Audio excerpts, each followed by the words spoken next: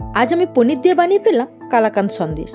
কালাকাঁদ সন্দেশ বানানোর জন্য এখানে 200 গ্রাম ফুল ফ্যাট পনির ব্যবহার করছি। আর এই পনির এইভাবে গ্রেট করে নিন।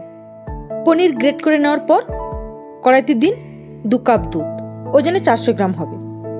মিডিয়াম আছে দুধটা হালকা গরম হলে 60 গ্রাম গুঁড়ো দুধ দিয়ে ভালো করে মিশিয়ে নিন।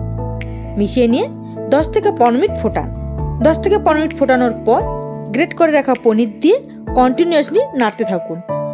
দেখুন এরকমই হলে দিয়ে দিন হাফ কাপ গুঁড়ো চিনি আর অল্প একটু এলাচ গুঁড়ো। এবার নাড়তে থাকুন। দেখুন এরকমই হলে একটা পাত্রে দিয়ে এরকমই করে দিন।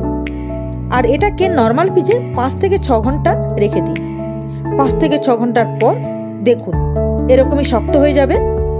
এবার এটাকে চৌকো শেপ করে নিন। আশা করি এই রেসিপিটা আপনাদের ভালো লাগবে।